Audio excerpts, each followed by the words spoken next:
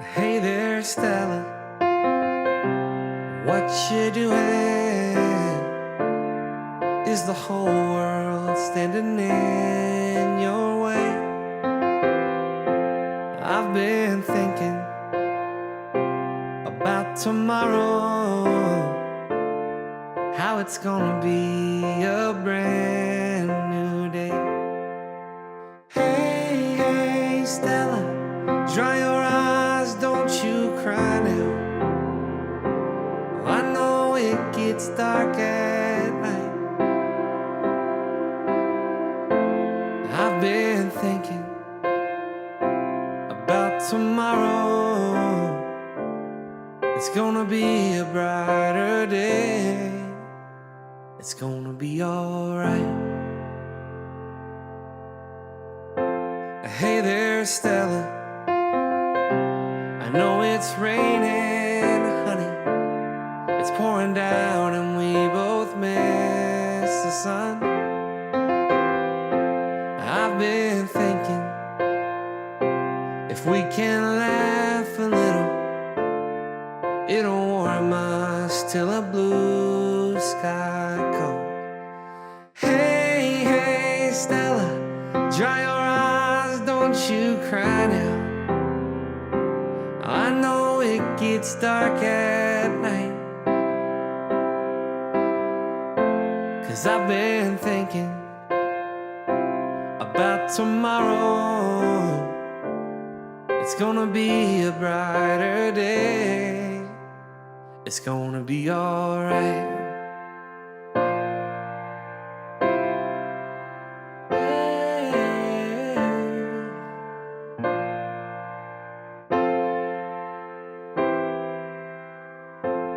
Hey there, Stella, don't you listen to them. Folks can be so cruel when they wanna be. But I've been thinking, if we can love the weakest, we can save them from their misery. Hey, hey, Stella, dry your eyes, don't you cry now. Oh, I know it gets dark at night. I've been thinking about tomorrow, yeah. There's gonna be a brighter day. Hey there, Stella, are you lonely? Do you feel like giving up sometimes? I've been thinking how much I love you. You got a friend in me for life. If that's alright with you, well, it's alright with me. Hey, hey, Stella, dry your eyes, don't you cry now. Oh, I know it gets dark at night. I've been thinking about tomorrow. It's gonna be a brighter day. It's gonna be alright. It's gonna be alright, Stella. Yeah, it's gonna be alright.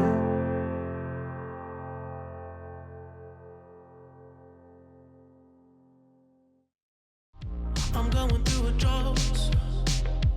You don't even have to do too much. You can turn me on with just a touch, baby. I look around, since city's cold and empty.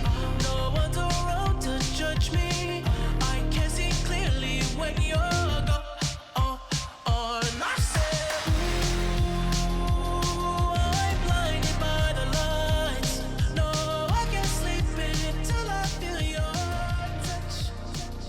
I said,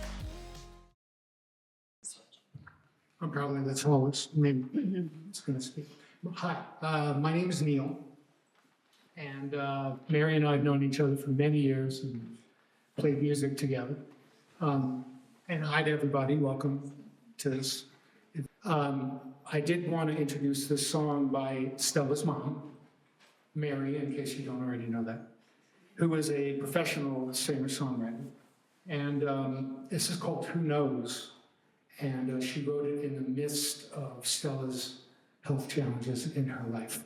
So here's Who Knows.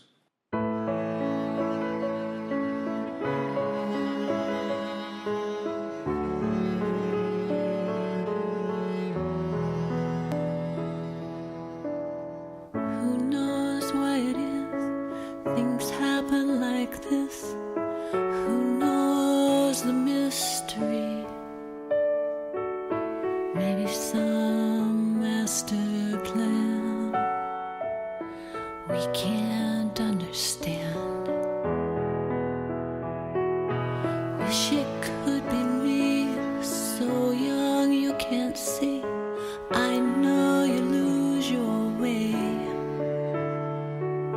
Dark winds, they may blow. Baby, don't let go. If I could paint you a silver lining, colors of hope would shine through. I'd give you answers to all your questions, make it better for you. Who knows why it is things happen like this? Who knows the mystery? One thing you'll always know, baby, I love you so. And I pray, I just pray that somehow, some way, you will finally feel better someday.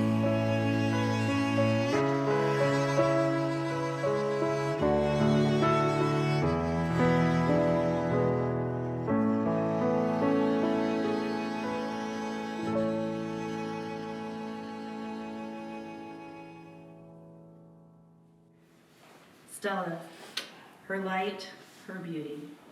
She was a shooting star. She shone with brilliance, fiery, witty, indecent. Her love was guarded, and when you saw a glimpse of it, experienced a glimpse of it, it was an unknown love, an honored space. To be let in, to be known by her, to see her in her beautiful essence of being. She could be harsh and full of beauty at the same time. She guarded her love, and in the moments that guard was let down and shared, I saw beauty, light, and love. The body that she was in could never contain the wonder of who she truly is. She wasn't meant for this world. Her spirit, her essence, her energy will continue. It will go beyond space and time. I love this woman. I love who she was, in pain, broken, in life, in beauty. I am honored to have known her, to love her, to be loved by her, to be brought into her world. Yes, it was a world of pain, of unknown, of illusion. I know she goes on in beauty. She goes on into a space where bodies do not define, where her essence can be pure, her true nature can be seen. She is not gone, she is free.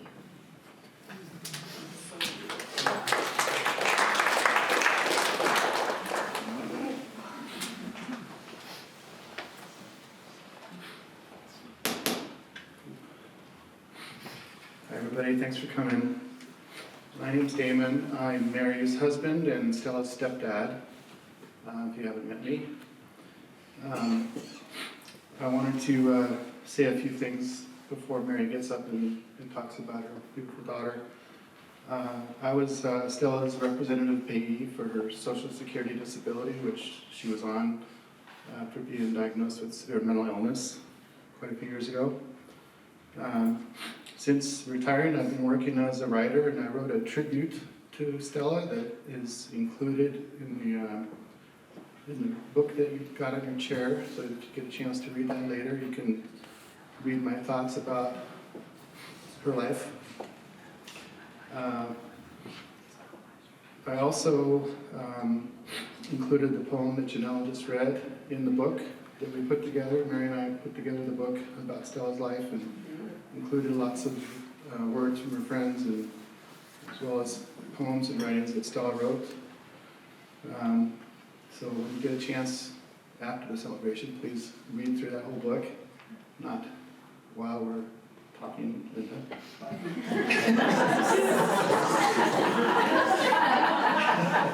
you on the spot. Sorry, I gotta bring a little humor into this. So I wanted to talk a little bit about what I got from Stella in the time that I knew her. I married Mary in 2016, so I knew Stella for a little over 8 years. Most of the time that I knew her, unfortunately, she was really struggling with her mental illness and her co-occurring disorder of substance abuse. So it really wasn't until the last year of her life that she got sober that I really got to know Stella.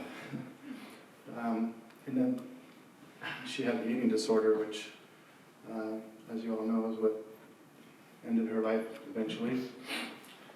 So I want you to know that Stella battled ferociously, and I watched her mom alongside her battle, dealing with all the attempts to get treatment, being failed by the medical system endless times. She spent many visits to the emergency room and hospital rides or ambulance rides, and was never able to really find treatment. Mary watched her only child suffer horrendously and never stopped trying to save her. She suffered multiple assaults and discrimination first as a gay man and then as a transgender woman. When she tried to get treatments for her antipsychotic meds, she gained about 60 pounds, and her mental illness was treatment resistant. Nothing that she tried really did anything to help get the demons out of her head. Then when she was drinking, she got a DUI up in Jefferson County and ended up having to serve jail time. And that was really kind of a turning point because they put her in solitary confinement as a transgender person. It's a horrible thing to do. So even at the end, when Stella was trying to complete her UAs, her drug testing for the probation that she was on, and she only had a few weeks left to live, they told her that if she dropped her case, that the judge would still have to make a decision whether she would have to spend more time in jail. So that was another horrible thing that Stella had to endure. And then when she was in home hospice, they ended up dropping her hospice coverage. So it was just one battle after another with this poor kid. I watched my wife battle this disease alongside her daughter, and I watched her take that battle and turn it into change. Mary got very active in public policy work and gave testimony that ended up leading to legislation that was passed in Colorado, and many of you know about that. And if you don't, I'm sure Mary will be happy to tell you more about it. She also started her critically needed Heart Mind Haven LGBTQ transitional recovery living. So Stella's House at Heart Mind Haven is now a real thing and a fantastic, successful nonprofit that is helping hundreds of people. She's even getting national recognition for her nonprofit now. Yay. So anyway, I know sometimes it was hard because Stella would push back against her mom and would say very nasty things to her when she was not well. But ironically, as Mary and I were going through her things just a couple weeks ago, she found a voicemail from Stella that Stella had sent her when she was in a state mental hospital. So you want to play the voicemail, Mary? And then I'll let Mary So I just wanted to call and let you know that you have so much power inside you to do this, and I am so sorry that this happened the way it is, and I'm so sorry things are hard for you, but you just gotta keep your head up and keep moving. You can do this. You also have a story to tell, and you can write it, and you can make it the best story anyone's ever heard of redemption and recovery. So you are the greatest mom in the history of the world. You've done so much for me, and all I ask is that you help me one last time and give me one last chance to prove this to you now that I'm on the injections. One last chance to prove to you I can do this, because I know I can, and I love you so much, and you're the greatest mom ever, and you are more resilient and more strong than anyone I've ever met, so you can do this. So keep your head held high, okay? Keep it held high. I love you. I love you. Bye.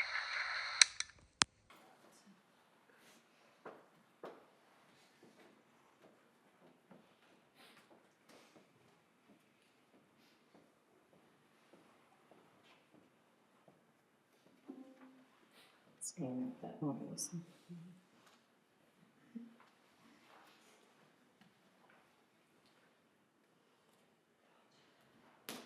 Thank you, everybody, for being here. It means so much to me and to Stella. All your faces and all of your support has been endless for me. And mental illness and addiction is a story that many, get tired of hearing because it goes on. And, none of you gave up. You didn't give up on me or Stella. And you listened and you listened and you listened. And I wouldn't be here without all of you that never stopped listening to me and asking me how Stella. Because another thing that happens when you are a parent of someone with an addiction and mental illness is people quit asking. They quit asking, and you get used to, I just got used to it. So I can't tell you what it has meant that you keep asking me and just loving me and loving Stella for who she was. Before I forget, I wanted to have Ricky, Becca, and Katie stand up. They were in the last inpatient with Stella at the hospital. And I just wanted to acknowledge that they took their funds and they flew all the way out here. I don't know where Katie is. Katie, you're back there? Okay. Can you all hear me okay? Mm-hmm.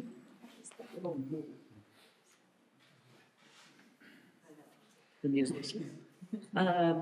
So I also wanted to acknowledge live stream, but I'm not sure that that's working, unfortunately. So I think Troy was gonna maybe offer a video later. I wanted to acknowledge all of her friends from the hospital also for the live stream.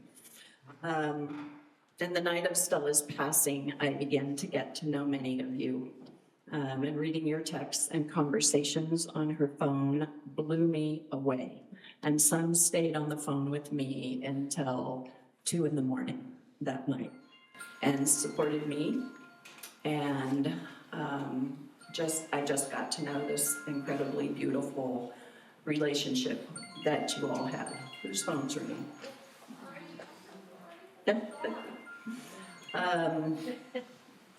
So these friendships that you built when she became clean and sober the last year, I think the intersection of your suffering with her just built these sacred, authentic, really, you're the most evolved young people. I am so proud to know you, and I am so grateful for the bonds that you made with Stella, especially that last year.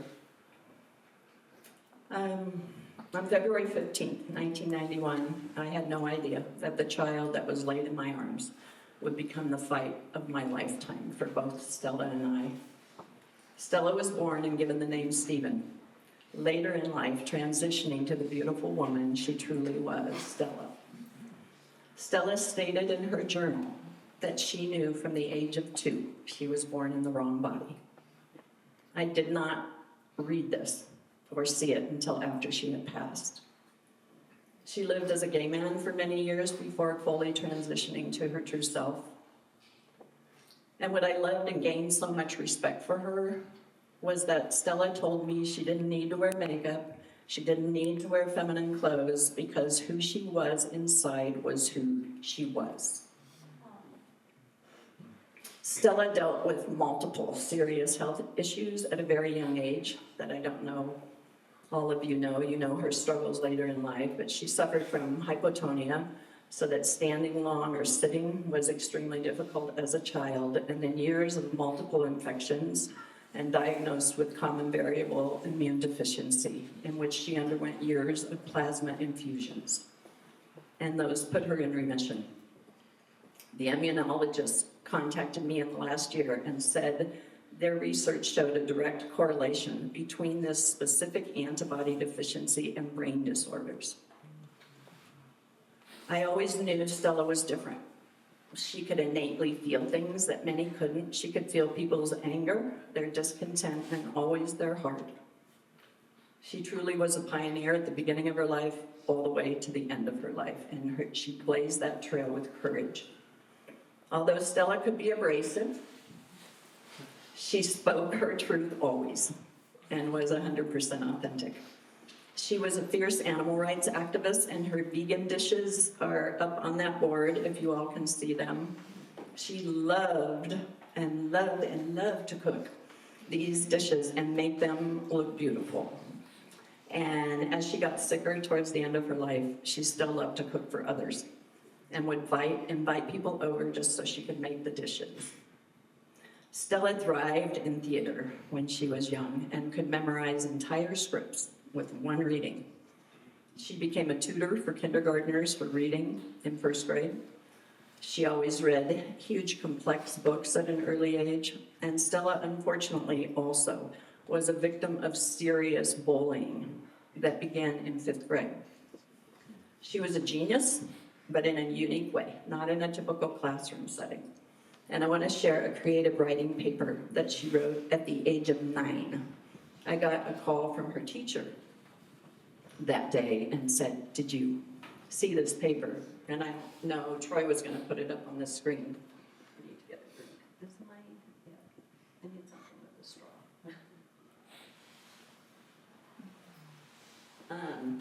So this is her creative writing paper when she was 9.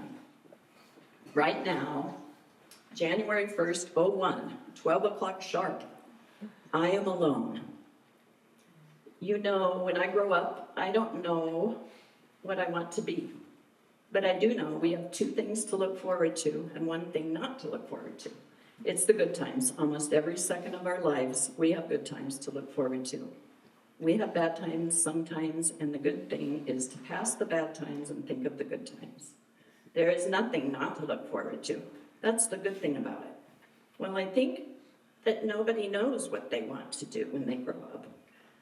Well, we're almost halfway through our lives, and before we know it, we'll be gone. Nobody can stop that. I can't, you can't, nobody can. Right now, as I'm writing this story, I could be gone. Just try to make every second good, like it's your last second on earth. Well, just make every second count like it's your last. The end.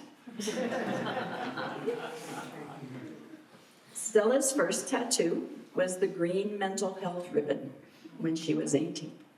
Her mental health continued to decline over the years and presented itself with a severe co-occurring mental illness and substance use disorder around the time she was graduating from high school.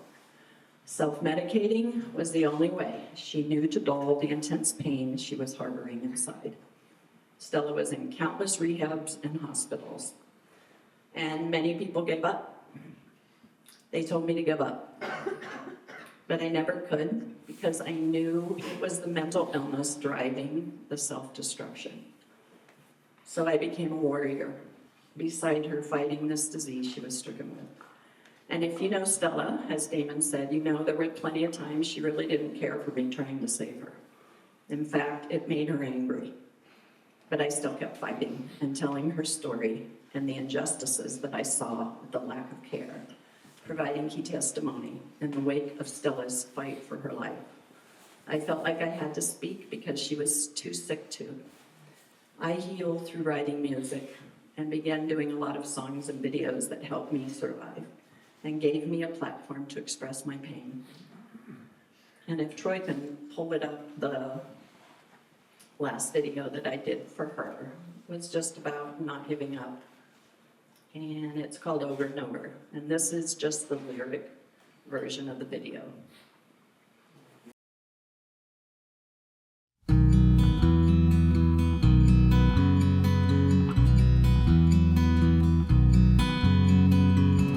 You deserve a chance.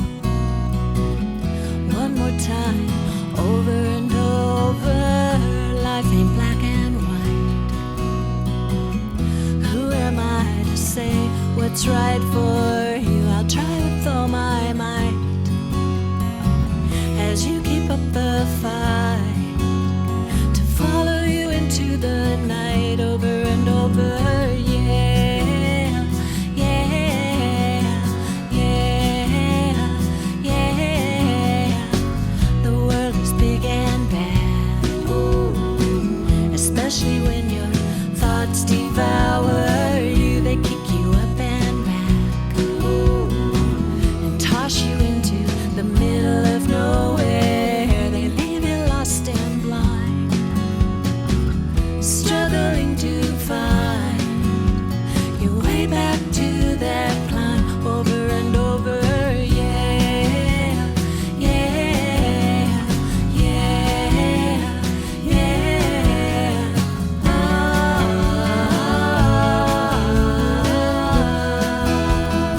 Over and over.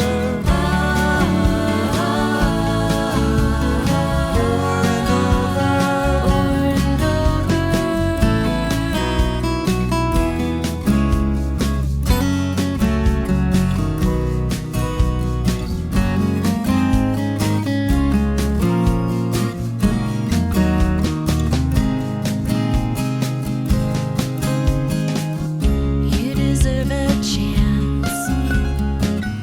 One more time, over and over. The world is big and bad, especially when your thoughts devour you. I'll try with all my might, try with all my might. As you keep up the fight, keep up to follow you into the night. You keep up the fight, each moment of your life, forever by your side. Over and over and over, over and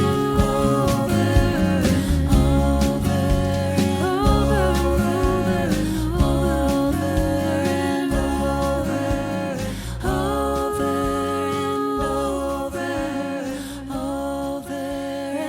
over and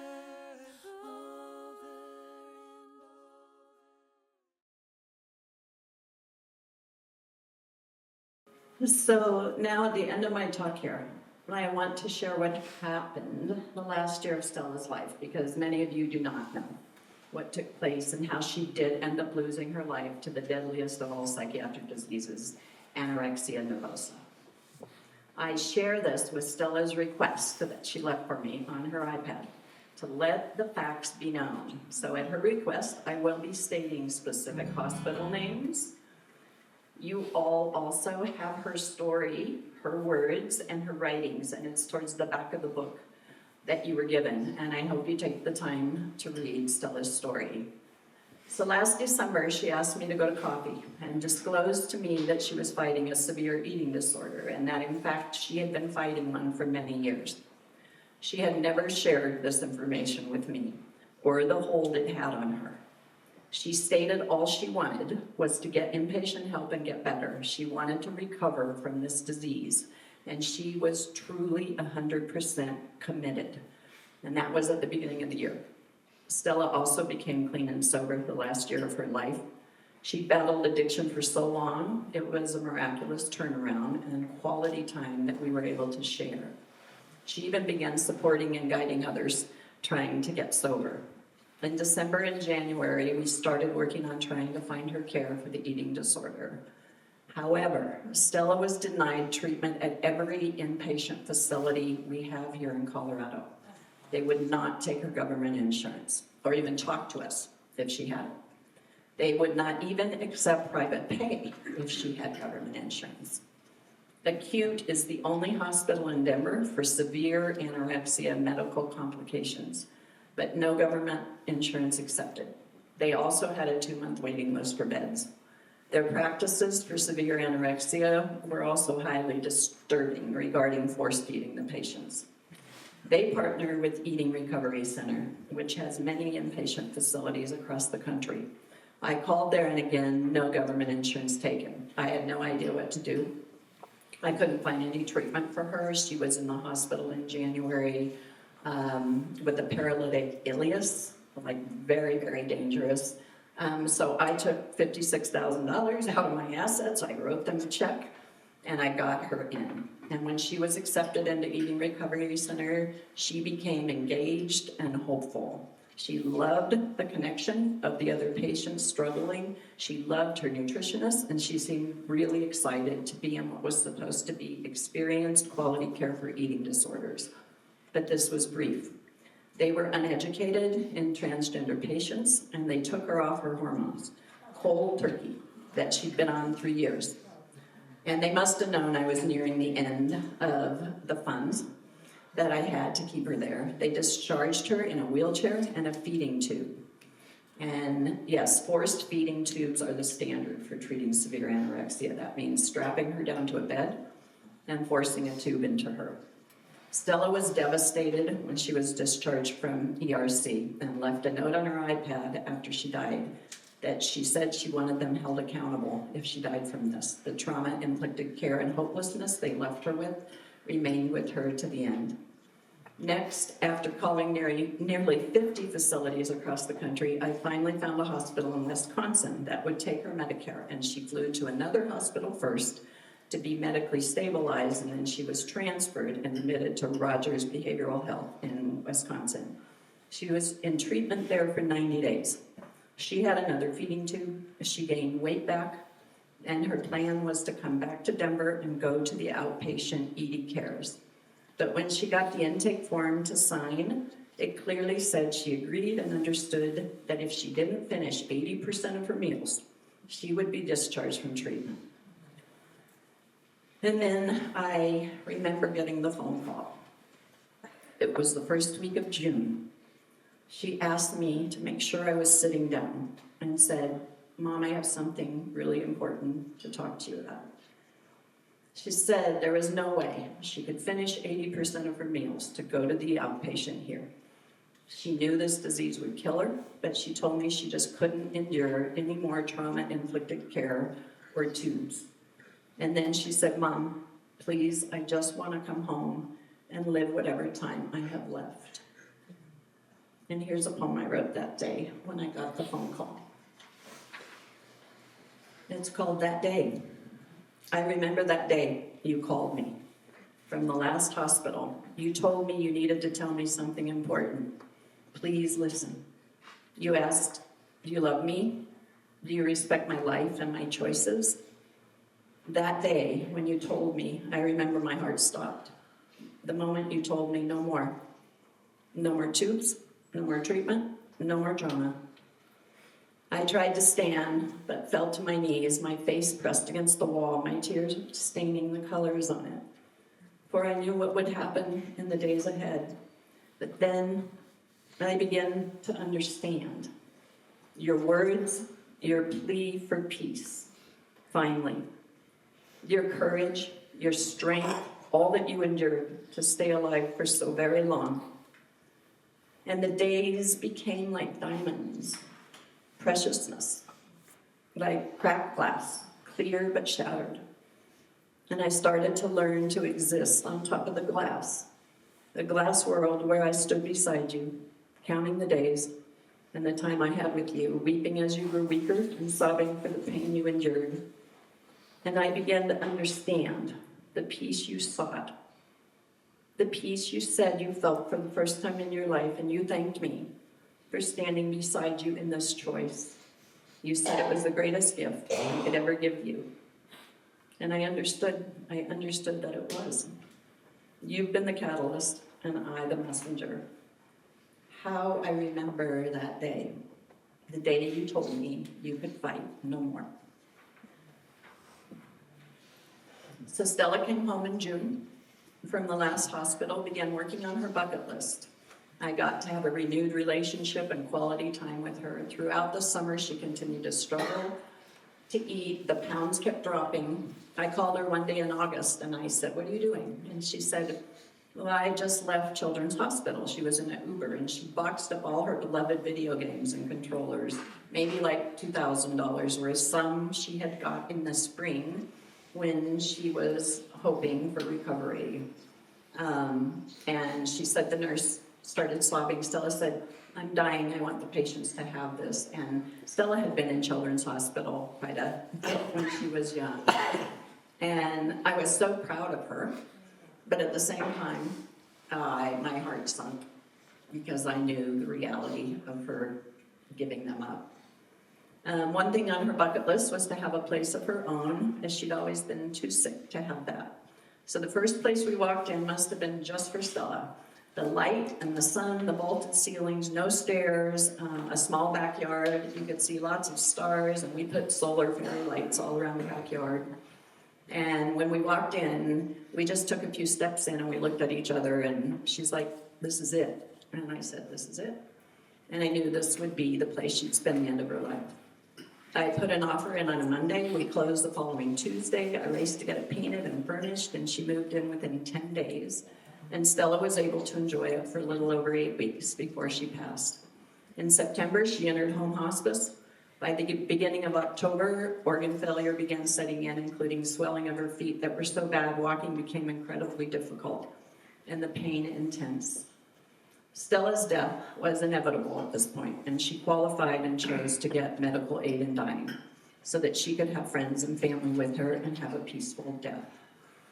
Stella left an audio recording she did for a friend who didn't understand why she couldn't eat and why this eating disorder was taking her. And I think it's really powerful to just hear Stella's own words to offer understanding and compassion as to where this disease had left her.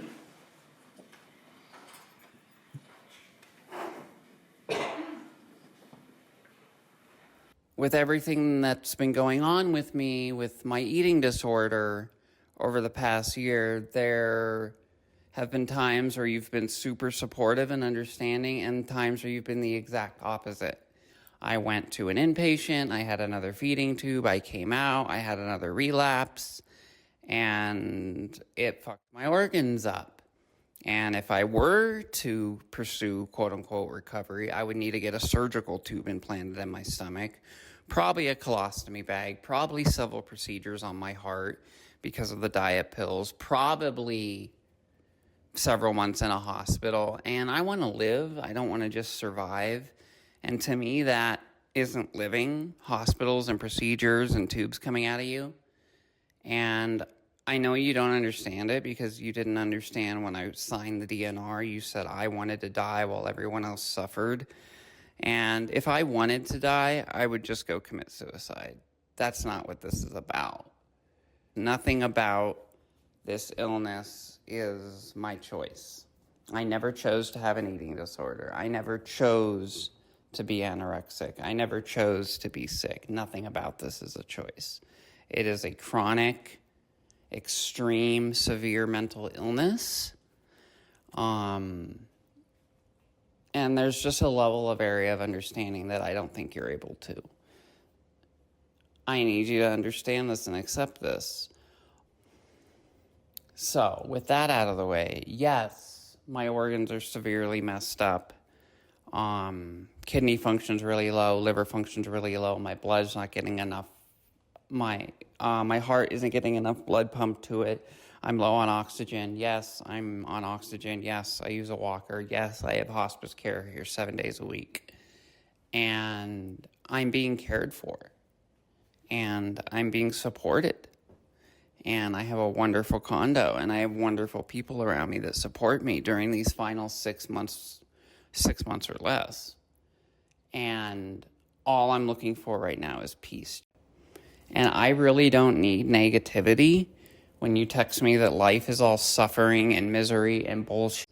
Life is full of love and light and kindness and compassion.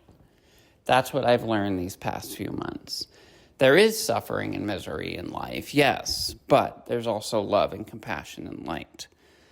So I wanted you to know that nothing about this is my choice. Yes, I chose to enter hospice and not pursue all that other treatment. Yes, I chose to sign DNR, but this is my life. Suffering isn't living, and if I'm in a hospital and I have tubes in me and I'm suffering, that's not living. If I'm continuing with this eating disorder and it's ravaging my life, that's suffering, that's not living. So if you love me like you say you do, then you should want me to have peace and happiness, which I do right now, and my hospice team is wonderful. And luckily, I do live in a state where we have medically assisted death. And luckily, I do qualify for it. And when I get to an area where the pain gets too bad, that's my decision I'm going to make. A lot of your level of ignorance comes from you not willing to educate yourself on this illness. All right. Love you.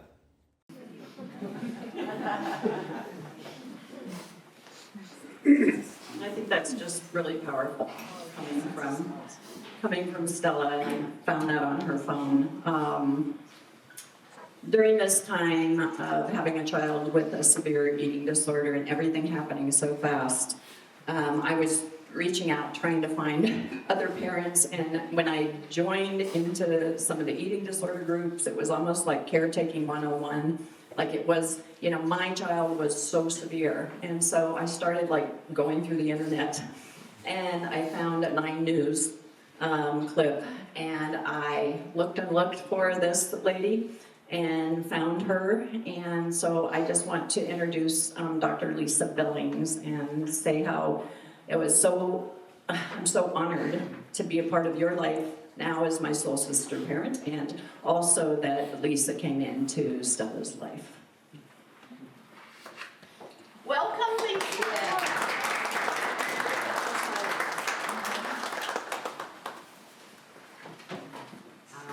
Hello, everyone. Sorry, sweetheart. Just thinking that was all. Okay, try. Is it on? That is on. She just doesn't want to get through that. Is it on? Yeah. Is that good? Yeah. Okay. You're just so quiet. Okay, I want to introduce myself. So I'm a clinical psychologist. I've been in the Denver area for the last 25 years. And I'm also a mom of 4 really extraordinary kids. At first, who are all young adults. My first real experience with really serious anorexia was when I was doing my rotation at Children's Hospital here in Colorado. And I rotated through it. It was called the Eating Disorders Unit, and at the time they don't have it anymore. And I cared for a very, very sick young woman. And at the time I had two little girls that were 2 and 8 months. And at that time I could not imagine that any of my children would ever be that sick. And would ever end up in this kind of place. And like many young women and men that suffer with anorexia, they're often very extraordinary people. The thing that Maddie, and I'm whispering because I'm probably going to cry, but the thing that Maddie and Stella really shared that me and Mary discovered really early is how empathic they were, and how much they could perceive other people's feelings, and how much they carried that with them, how hard this world was for them. Sorry about that. Let me just get that. So I never imagined that I too would lose my oldest child, who was 2 at that time, to anorexia, almost exactly 2 years ago. She was 23 years old. She started having anorexia when she was 12 after a summer that she had spent really too much time away from home. She was really we have 4 kids, and they were all really close. So it was really hard for her to be gone from the rest of the family. She went to a camp, and then she went to a trip with her grandparents, and she became really lonely and came back about 20 or 30 pounds bigger than she had left. And then over the next 11 years, we went to 7 different inpatient and day treatment programs for Maddie, both in 5 different states, trying to get the best care we could for her. And even with all that treatment, we really never saw the needle move very much in terms of her real recovery. She would get weight gained, but in terms of her really truly believing that she could overcome the severe pain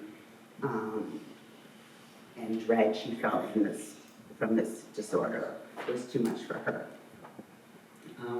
In the last year, Maddie, it was sort of, I'm sure you've heard a lot about how much COVID really affected mental health for a lot of our teenagers and young adults.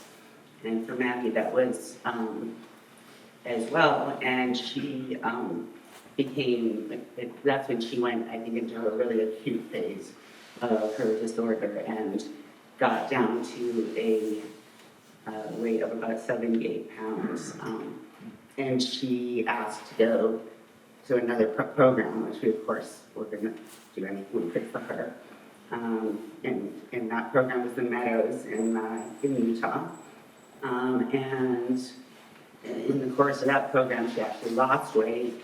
They didn't contact us, and they actually kicked her out of the program for similar reasons that Mary experienced at the Eating Recovery Center, that she was engaging in eating disorder behavior and not completing her meals.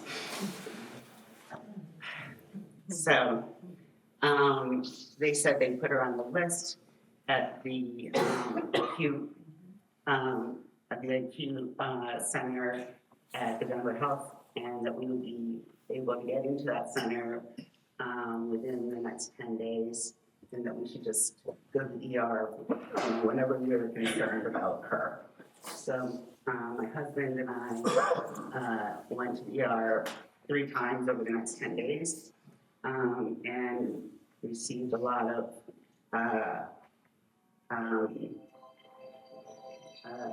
disrespect and education about what eating disorders are. During that time, my husband also enrolled her in the Johns Hopkins psilocybin study for eating disorders. And we were really hopeful about that. And then one day during that time, her heart simply stopped and she died years later. We all knew she'd been tortured by this disorder because she truly was not herself, and she loved her family and her friends so much. But this world, as Mary said, was not good to her, and she never felt safe here. And her spirit was finally free. So as Mary said, Mary reached out to me in March of that year after hearing our story on 9 years. I was really resistant to meeting Mary. a little close to home. I wasn't sure I was ready for that. But as you probably all know, who know Mary well, she said that. Not you alone. Mary's a force in nature. Yes. And my intuition in the end really told me that I needed to meet this woman and it was really been online. I've met my soul sister, her heart is so big and generous. Her passion is endless. Watching her navigate her pain and helping her daughter during her last, 6 months was incredibly just, I could not admire anyone more.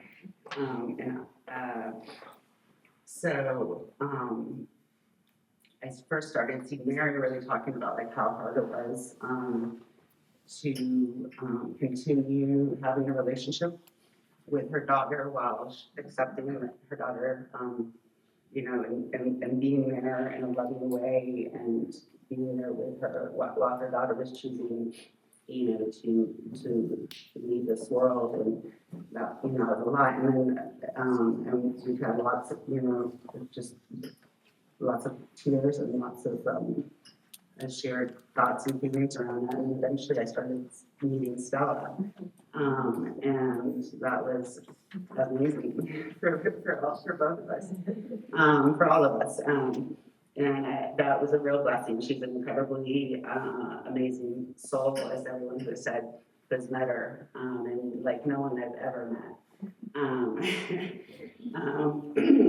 And the one thing I really understood is Stella loved her mom a lot, and she really wanted to protect her mom, and could tell me things that were too hard for her mom to hear, and those were the things that I didn't want to hear from my daughter either. And so for me to be able to be there for Stella and witness her and validate her in those feelings was very powerful for me.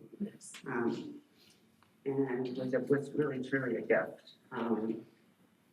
So I saw her the day before she died. I went out to her condo. And I went out there the last few months because she couldn't move around very well. She was in a great mood. She had just broken her scale. It was shattered on the back patio. It was awesome. And she had a crumble cookie while we were sitting out there, and she just wanted to play tunes for me and then explain what they meant to her, and that was really cool. And it was a really good time. I really felt like our spirits were there together. And then I hugged her and I told her I loved her and I knew how much I would miss her. And it was really hard leaving, knowing that I wouldn't see her again. Because the next morning she had scheduled her maid, her sister, death, which was a beautiful experience that her mom and her partner Damon really brought together for her. And so my last text to her was, "Bye, Stella. I'll miss you. I'll be thinking about you as you leave this world tomorrow. You are a beautiful soul. This world is too harsh for you. So rest easy, and may this next life be easier."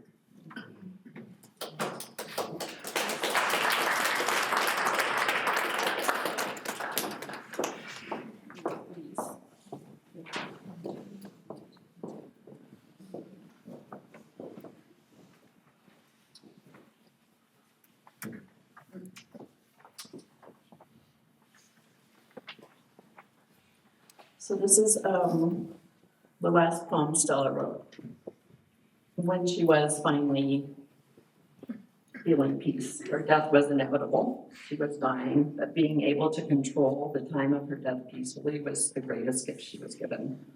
And perhaps the only time that the system did not fail her. Peace. For the first time in my life, I'm at peace. I truly feel I finally have peace.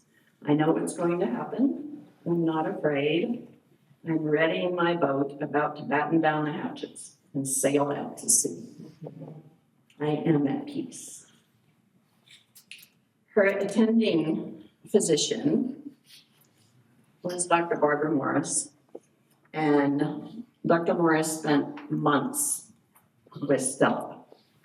This wasn't a fast process. Dr. Morris spent months with Stella, getting to know Stella. And I just think that part is really big. So I'd like to invite up the wonderful Dr. Morris with end-of-life options.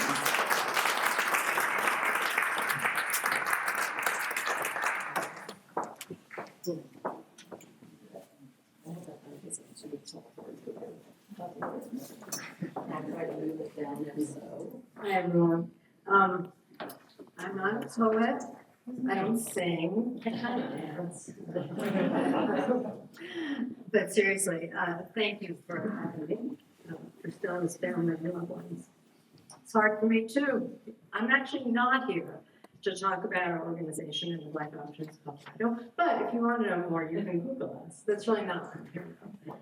You know, even though it sounds like a long time, I didn't really get to know Stella the way most of you did. And initially, it probably won't surprise you that she wasn't sure about me. She didn't really like me. She didn't trust anyone in the healthcare system. And as with others of you, Mary had to convince me to keep going, really. Because our first meeting was a little questionable, to say the least, I guess. But kidding aside, somehow we managed to gain some deep trust. I often had to start my phone calls or my visits by saying, Stella, I need to ask you something, and don't get mad at me. Now that seemed to work because I think we developed some honesty and some trust, and we did have to talk about some incredibly difficult things, and I needed to be honest with her, and she needed to be honest with me. And that worked most of the time. Truthfully, though, over time, our visits in her beautiful condo veered totally away from medical issues. We were kind of done with those. And as with many of my patients, she taught me many things. She taught me about movies. I was on my way out of the country, was looking for something to watch on the plane. She became my tutor about anime films. I'm sure all of you know this. And I'd come back and say, well, what will I watch next? She taught me about art and about people. And she taught me about our mental health system, perhaps in a way I didn't want to know. She taught me about the legal system and what had gone on when she was incarcerated. And she introduced me to the Satanic Temple, which some of you may be aware of.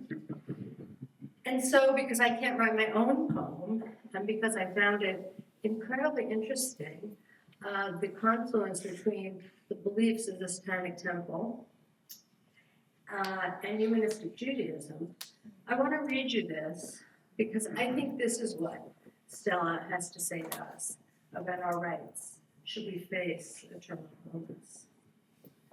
I have the right to be treated as a living human being until I die.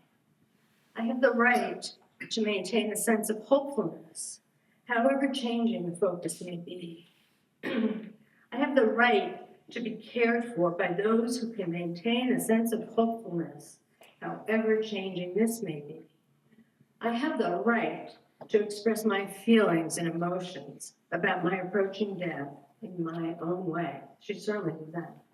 I have the right to participate in decisions about my own care. I have the right to expect continuing medical and nursing attention, even though cure goals must be changed to comfort goals. I have the right to not die alone, and I have the right to be free from pain. I have the right to have my questions answered honestly, and the right not to be deceived. Think about that one. I have the right to have help from and for my family in accepting my death. And I have the right to die in peace and dignity.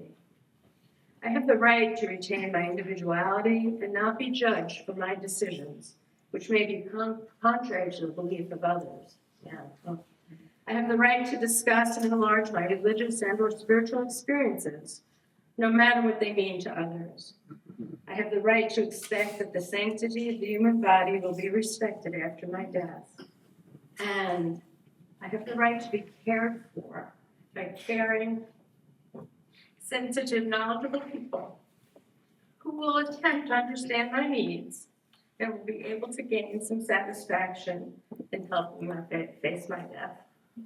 I was honored to know and care for Stella. Thank you.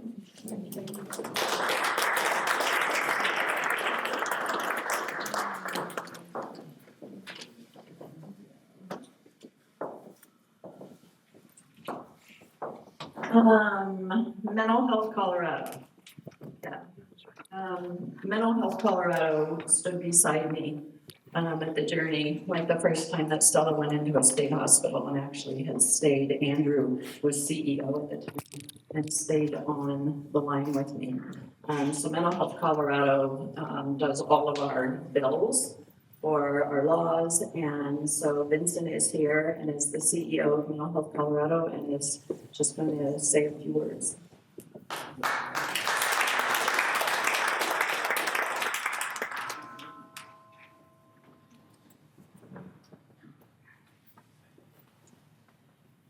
I didn't know Stella.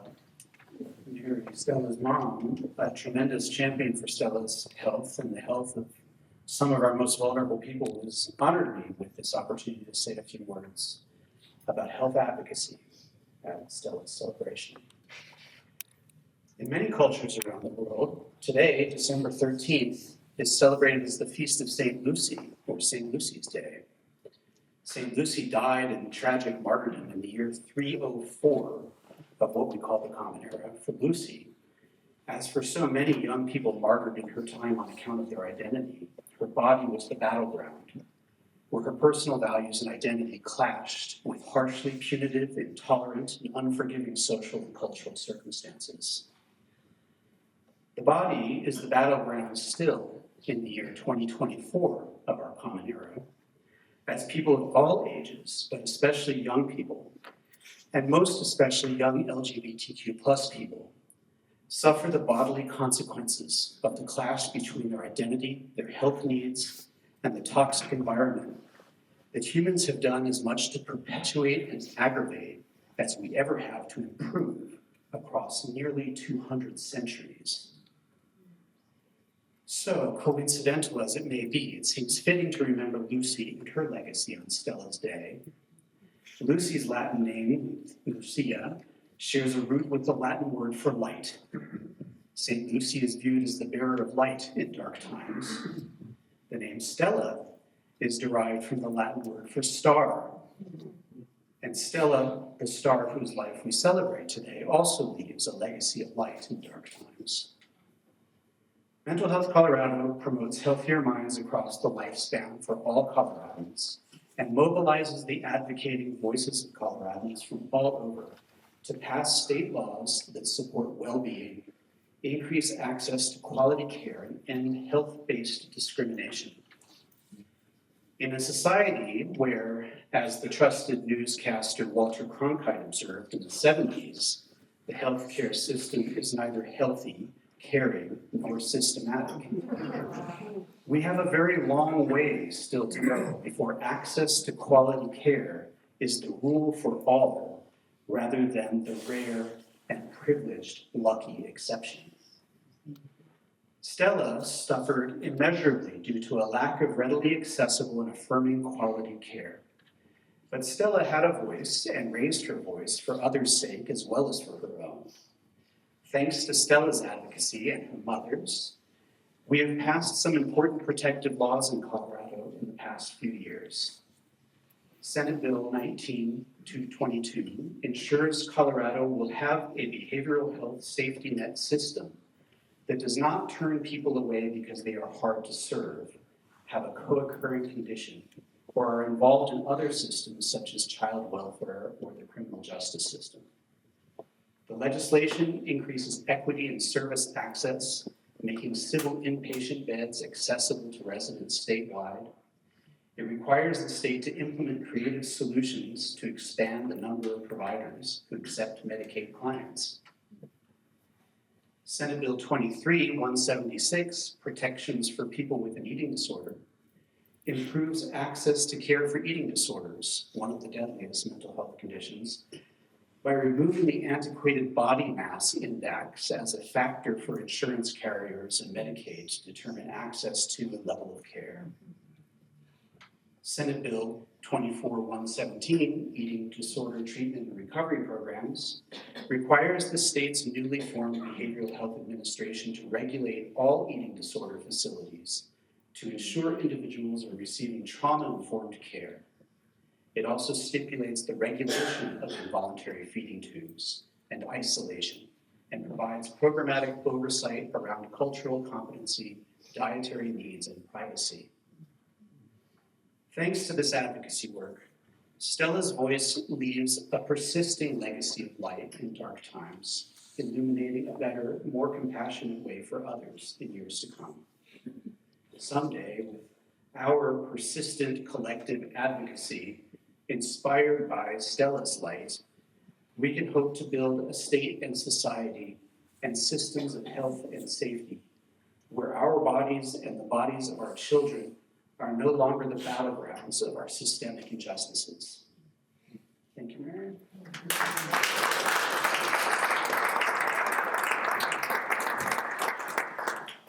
Is Ray here? Yes, Ray Merenstein.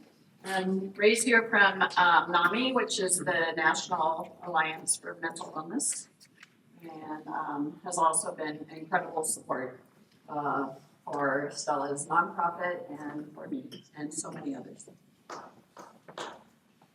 Thank you for the honor to be here. To follow my dear colleague, I think Vincent put it beautifully about what has been accomplished. And I'm kind of a ... after Vincent to say, I can answer that question hopefully for all of you is what else can we do? Because that often in times of losing someone, we often feel helpless. And so as I began to think about what Mary had told me about Stella, that she knew musicals and the scripts, and she knew every movie and the lines, and she wrote poems, and I was like, there's got to be something out there. So I started listening to Sirius Channel 69, which is the Broadway station, trying to think about it. And I swear incessantly they play one song from La Cage aux Folles, but now I know that it was divine intervention to constantly hear that song because it captures exactly what I've heard and what will be reaffirmed as part of Stella's legacy. I am what I am. I am my own special creation. So come take a look, give me the hook or the ovation. It's my world that I want to have a little pride in, my world. And it's not a place I have to hide in. Life's not worth a damn till you can say, hey world, I am what I am.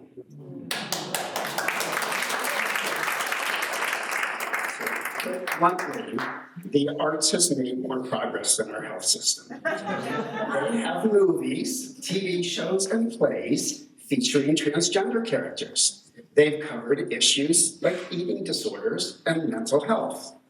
For years, these shows have been critically acclaimed.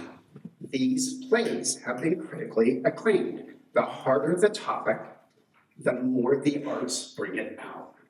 We can't say the same for our mental health system, especially when it comes to the trifecta of eating disorders, severe mental illness, and the LGBTQ+ population. If the arts can do it on stage and on screen and in song and on canvas, why can't the medical, insurance, and mental health landscape tackle the issues with the same compassion and reality check?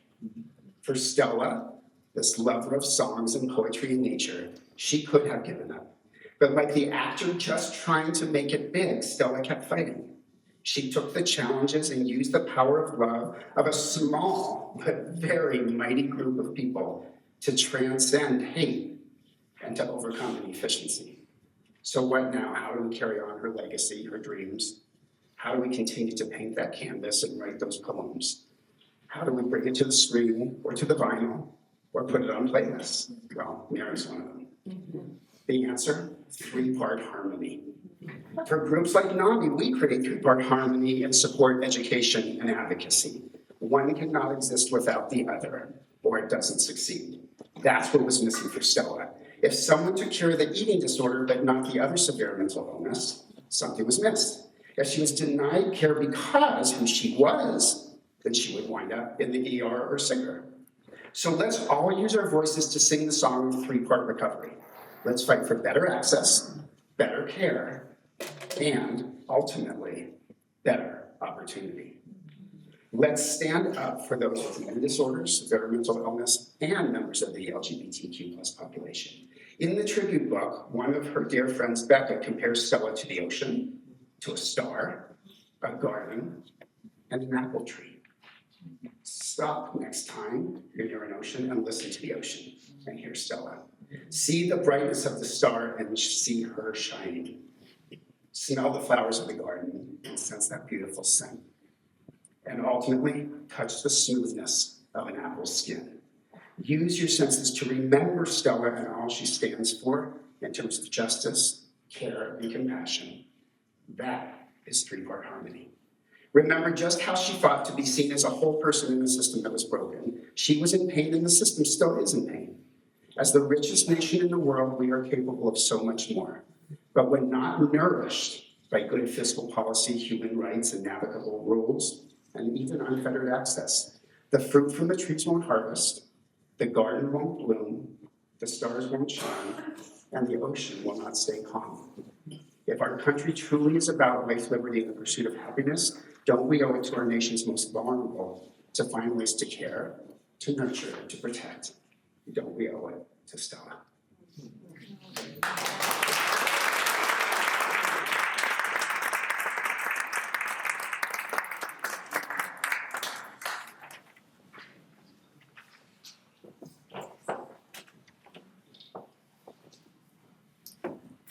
We are nearing the end, which I want to have some open sharing.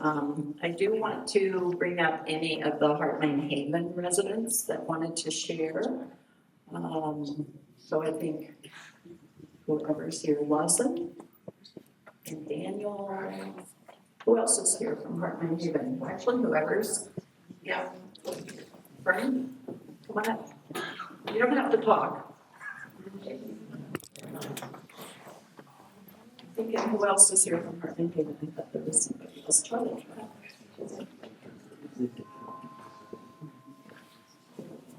And I will let Blossom, would you like to start?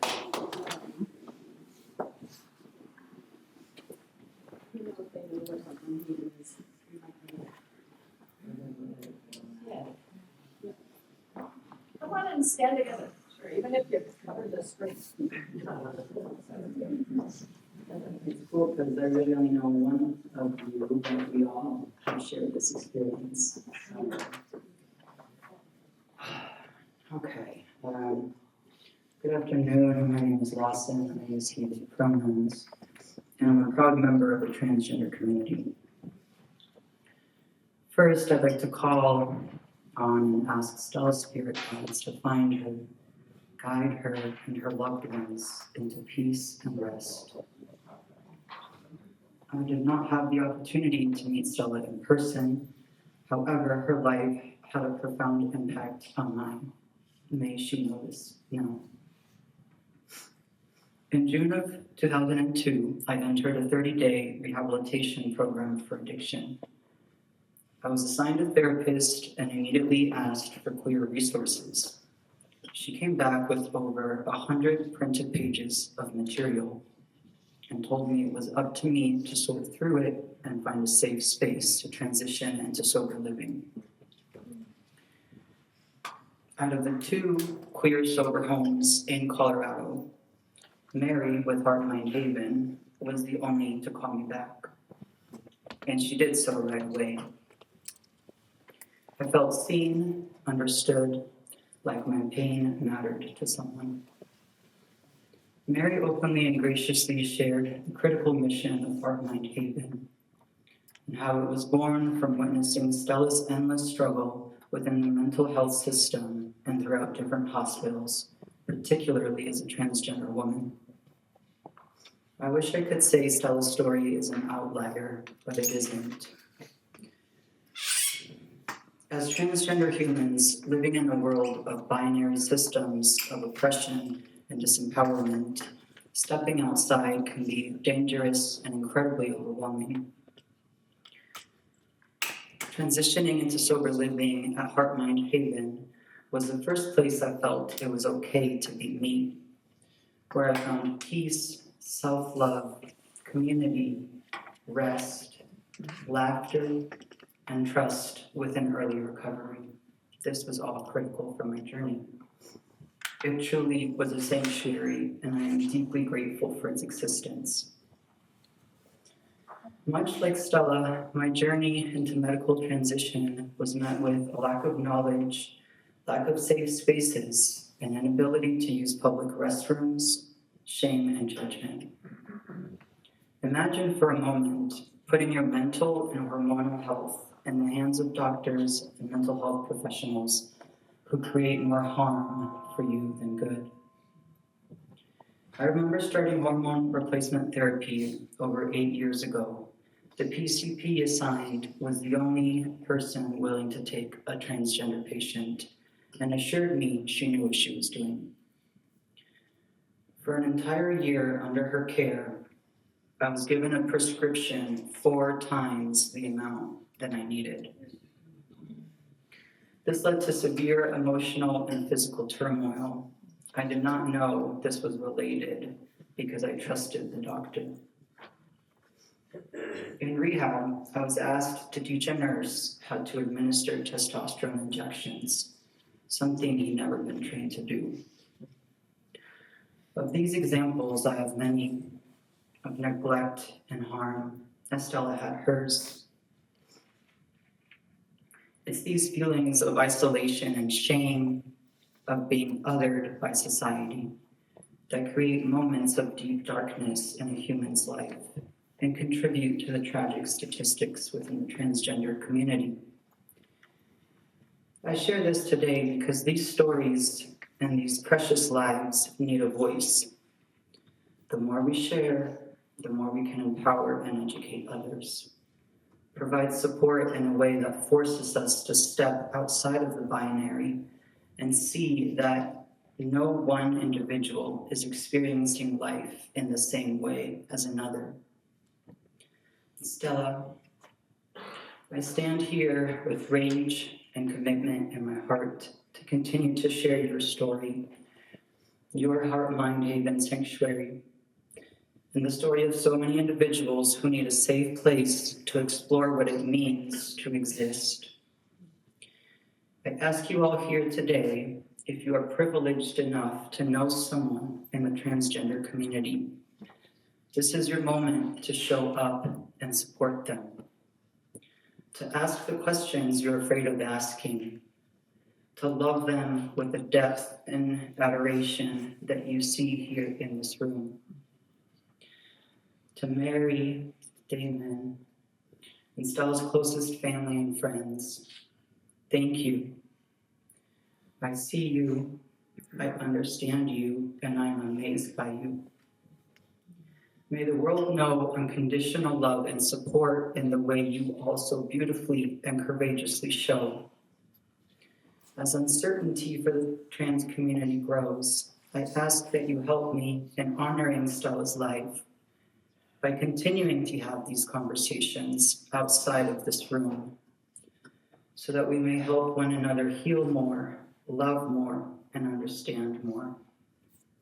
As Stella has found her peace, may every heart in this room find theirs.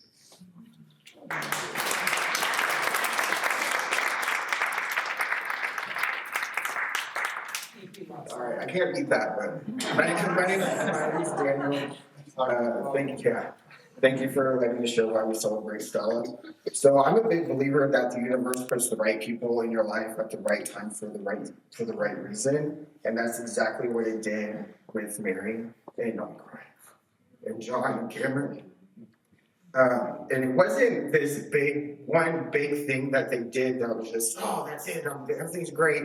It was the constant support that allowed me to make the right decisions for my life on my own.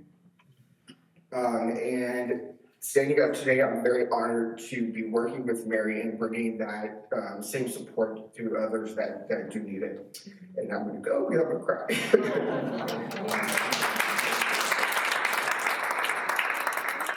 That wants to say anything, please do.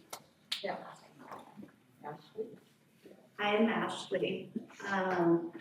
I don't know how to follow either of you. I was actually an inpatient for the umpteenth time when Stella passed and started talking to Mary just a few days later. This bout of relapses was due in large part to my best friend and soulmate's murder by their significant other last year. And seeing the universe and being at the right place at the right time, and we're putting things together very much in Mary's sharing her story gave me hope that, that Stella and Echo are up there, and they're watching over all of us right now. And I'm not a part of the trans community, but I am a part of the queer community, and having the sanctuary and the ability to be yourself somewhere where that is not the case in the world, and certainly not in treatment centers. And it's been an incredible blessing for me, and that's through Stella's legacies. Appreciate it.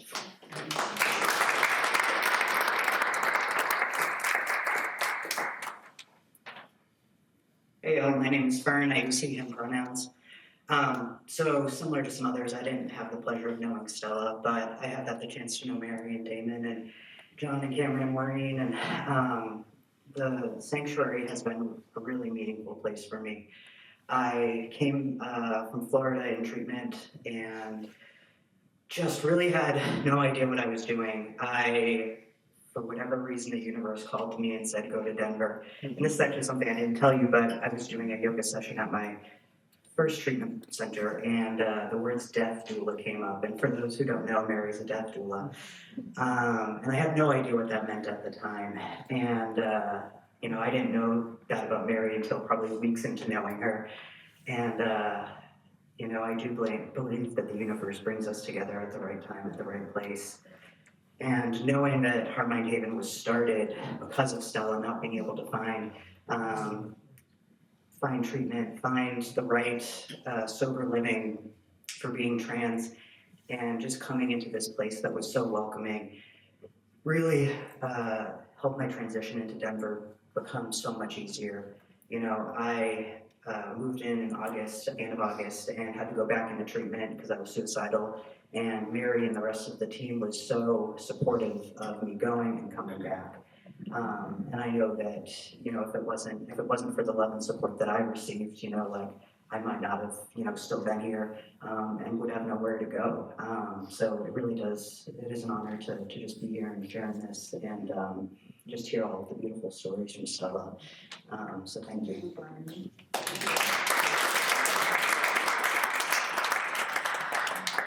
They're all too shy. Emma, were you with us a year? Yeah, Yeah. over a year. Okay. But I can only repeat what I've already said. Yes, no, I know.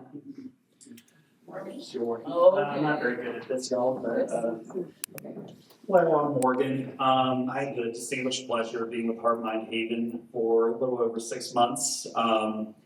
Immediately, I just felt so warm and welcome. I have a history of chronic relapse, and I've been to 5 other sober livings in the past, and I can honestly say that Heart Mind Haven will always hold a near and dear place in my heart. And I just, I feel very privileged to be a success story to this day. because of wonderful people like Cameron, John, Mary, Damon, Maureen, Lauren, Caitlin. Yeah, just amazing people there. And I'm forever moved and forever grateful. So I'm glad to be here. And I heard about Stella's story. I never got to meet Stella in person. But from what I've heard, I understand she was a very devout and strong fighter, and Mary was as well and is to this day, and just the amount of love and effort that she put into us, she put into Stella as well. So very grateful to be here. Thank you for letting me share.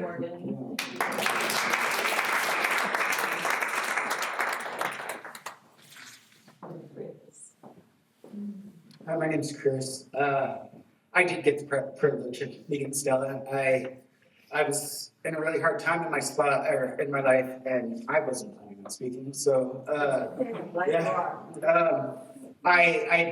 been with Heart Mind Haven for a bit, and went out on my own, attempted to get my own apartment and live life. Things hit me in the face, and I was able to call Mary. She asked me to dinner, but beforehand she asked me to meet her at her daughter's house, and I was there on time. And Stella and I just got to know each other. We hit it off. We'd go for mountain drives. We already knew she was going elsewhere at that point, but then Heart Mind Haven welcomed me back, and I'm continuing to seek treatment, but I love you all, and I couldn't have done it without Heart Mind Haven. Thank you.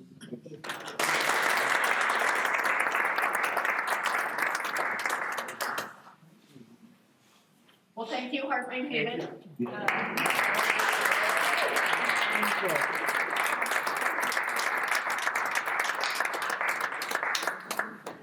So the time is open. If you would like to share, anybody come up and say any words that you would like to. Just want to welcome. Line on up, huh? Hi, I'm Ricky. I didn't know Stella for very long, but the time that I did know her was really great.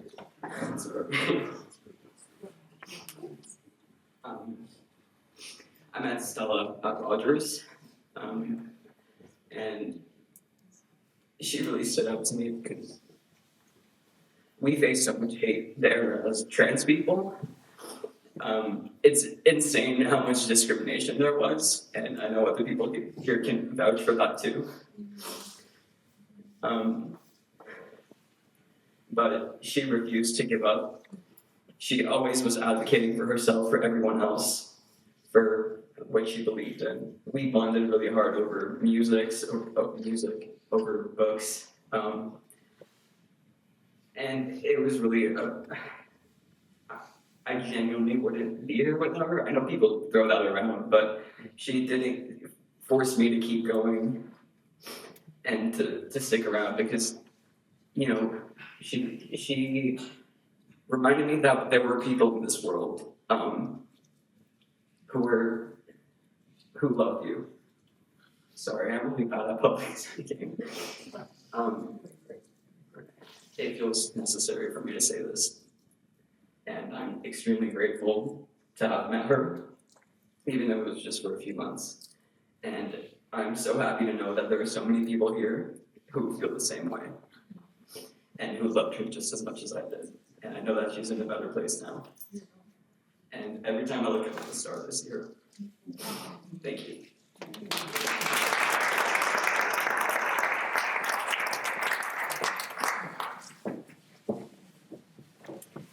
Hello, everybody. I'm Tessa. I was Stella's death doula, and I was with her on the morning that she took her exit. And I think the biggest thing that I feel is important for everybody to know is I only knew Stella from October, the beginning of October. So probably I had the least length of time, but as we got closer, I spent many hours with her, preparing and talking about how things would go, how she wanted things to go. And, you know, everything it seemed that could go wrong for Stella went wrong. Even in the time that I knew her. I mean, it was, I've never seen anything like that. And so there was the question of, will she qualify for MAID? Will she not qualify for MAID? And once she qualified, I watched something miraculous happen. I watched a lightness in her. The heaviness lifted from her every day that she got closer. And so the last, 2 days, she was a completely different person. And I will tell you, I'm probably in a rare camp. I am not sad about Stella's passing. I am so happy that she finally got what she wanted. She got that control, which she had never had. And she was able to make that decision for herself, and she did it. What I am sad over and mad over is the treatment that she received, or lack of treatment that she received up until that day. I have worked in end of life for 20 years, close to 20 years, and this is probably one of the most heartbreaking situations I've heard of. She stayed so strong, and I don't think she knew this until right up at the end, just how strong she was. And she was. I mean, she was a force to be reckoned with. And again, everything that could go wrong did go wrong, even up until the days before, and the hospice dropped her. And she had a conversation with the hospice nurses while I was there that I will not repeat. But I sat and I laughed just like you guys did, because what she was saying to these people, and it was phenomenal. It was one of the greatest moments I've ever seen. It was phenomenal. I sat there behind the counter in the kitchen, just nodding and laughing because it was perfect. But I want especially my trans friends and family out there to know you are so loved by so many people. And it doesn't matter how loud the other people are. There are so many here that love you so much. And Stella was somebody who exemplified that. No matter what she had been through, she kept love for everybody around her that took care of her, that loved her. And that's how I want to remember Stella, is for her advocacy, for her love, for her anger, and being fed up, because she had every right to be. So, in honor of Stella, I just want to say, you are all loved so much. And for and little side, I have a transgender daughter as well, who I never told you this, struggled with an eating disorder for a short time. And she miraculously has it under control now. But there were many very scary moments in the doctor. So I kind of get that part. But anyway, just stay strong. Stay strong like Stella did. Keep fighting. You guys are loved. And I want to thank everybody in this room for being there for Stella in whatever way you were, because she did speak of so many of you in her last days. And like I said, the one thing I want you guys to know is that she was finally happy in her last couple of days. She went from being horribly miserable to a completely different, happy, light, free, and in control of her own life person. And I really hope that everybody in this room has the honor to have that for the rest of their life. And it was an honor that I got to meet Stella, and I agree with Daniel and Fern. The universe brings people together that are meant to be together at the right time. And so it was my honor. And I want to thank you guys. I want to thank Barb and everybody else. So I love you, Stella. You did such a great job, girl. Good job. So, thank you guys.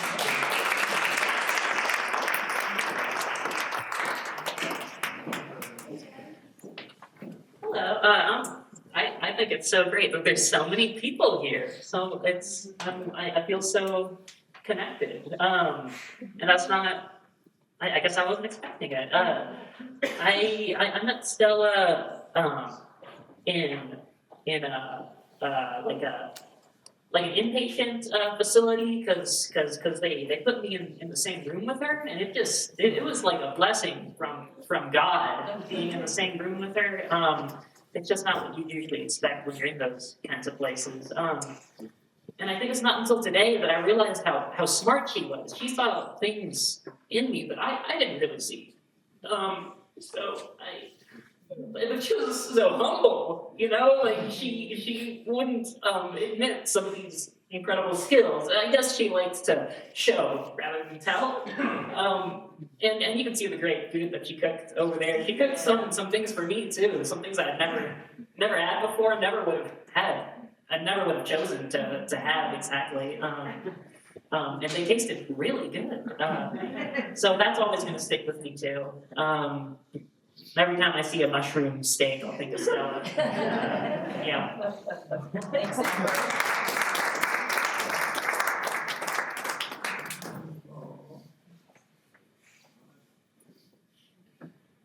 I'm not gonna cry.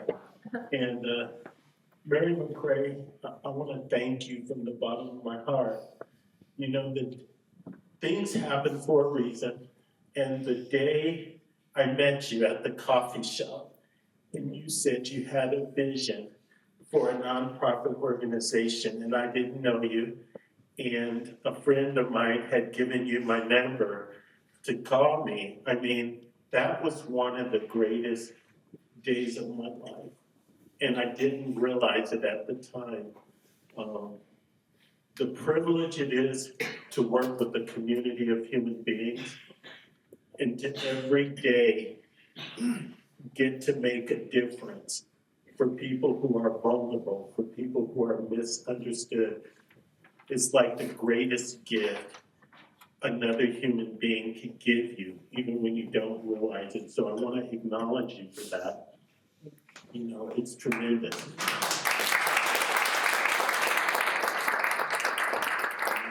And that's the epitome, the embodiment of a selfless human being that will stand and stand and stand for other people, even when they don't want you to stand for them. And I just get you.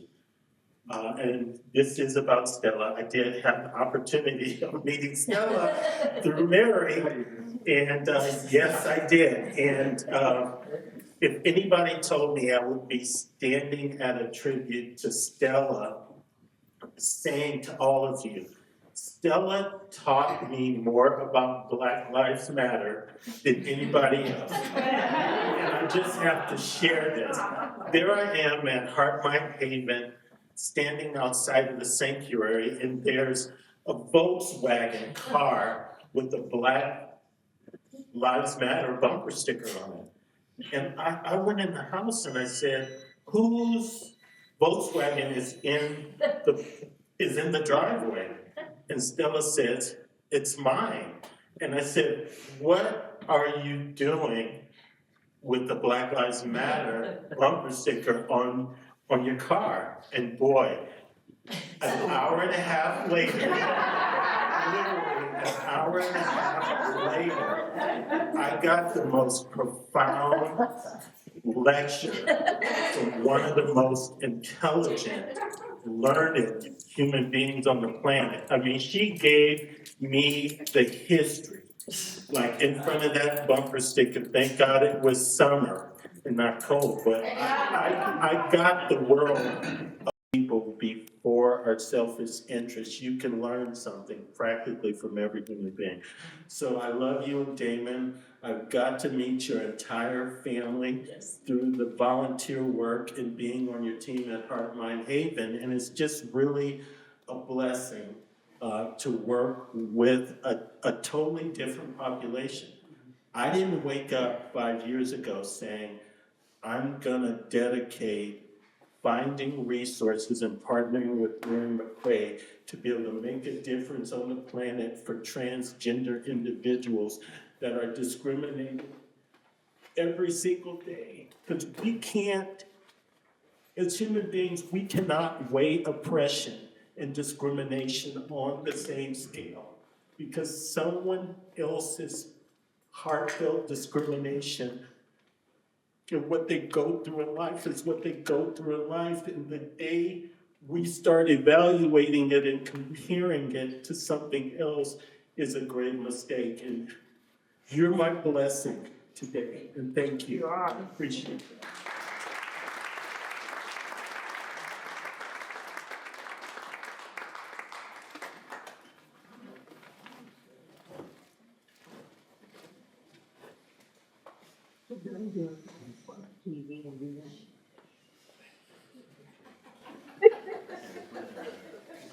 Hello everyone, my name is Becky.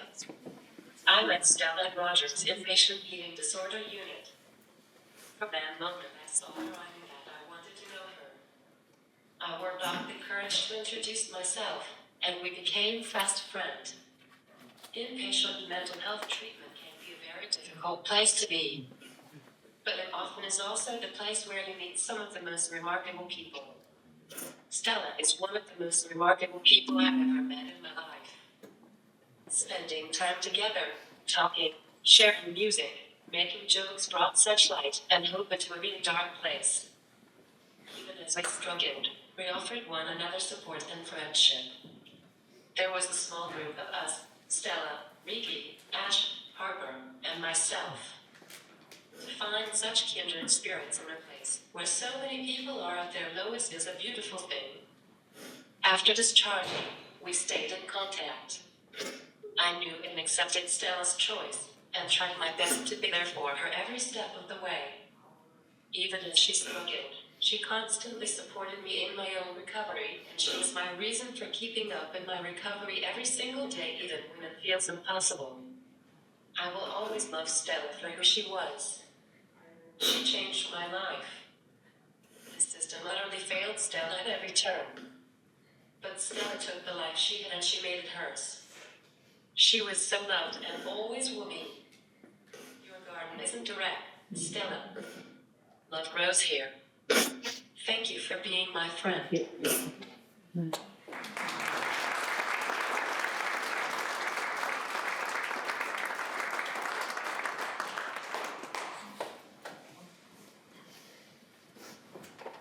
I'm Sylvie. I met Stella at a different sober house, and we watched a lot of movies together. That's like our favorite thing to do. And I'm surprised we didn't talk politics because how much we were alike. I was at all the 2020 stuff, and it's, you know, the second we kind of met each other, when she showed up, we could kind of tell we were alike in a lot of ways. Like we had that thing where you like look at someone and you can tell something about them that you're the same in a lot of ways.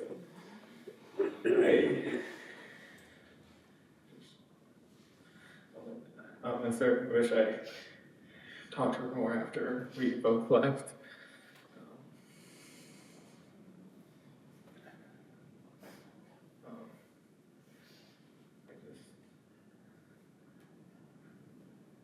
Thank you.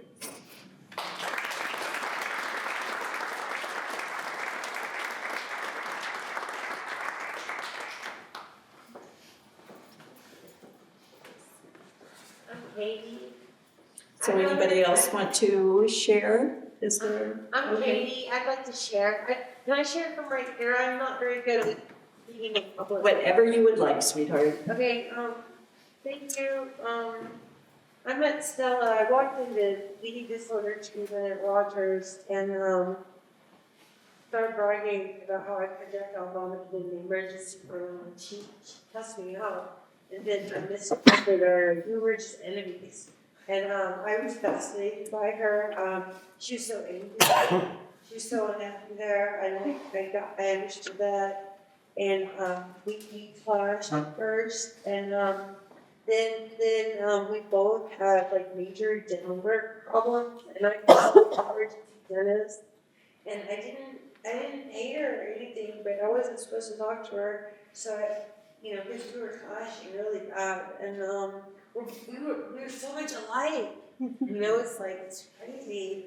But anyway, I was like, you should tell Stella about the dentist I found, and that was just a little bit of passion. And then she apologized to me, and we became friends, and like we became friends after treatment, and it was like we're two totally different people out of treatment. We were both so miserable. I need to go back to treatment. I was gonna come visit Stella. But my eating disorder was, I believe it, like my eating disorder was too bad, and so was hers. And I wanted to visit, and we had plans and everything.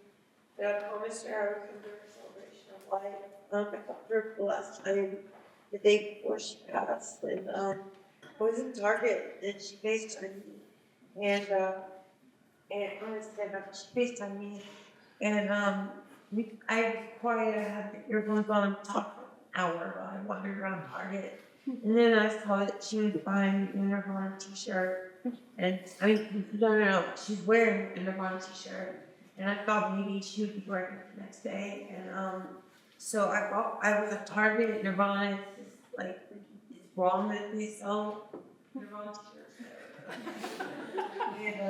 And so I told her where there, and here I am in Colorado. I wish I could just see her. I wish I could just hold her,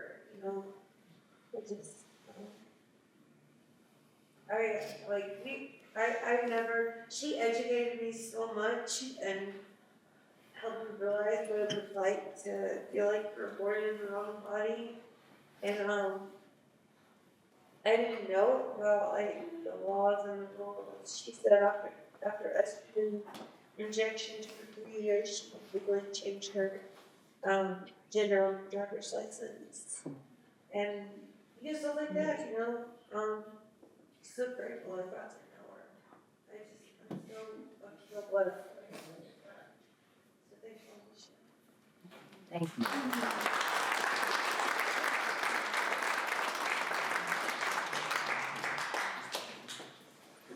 you. Is there anybody else that would like to share? And if not, I'm going to ask something really weird, but this is one of Stella's favorite songs. So I'd like everybody, and it's really, this is one of her favorite, and it's Closer to Free, great lyrics. And so I would just like everybody to stand. And if you feel like moving, then move, but let's honor Stella.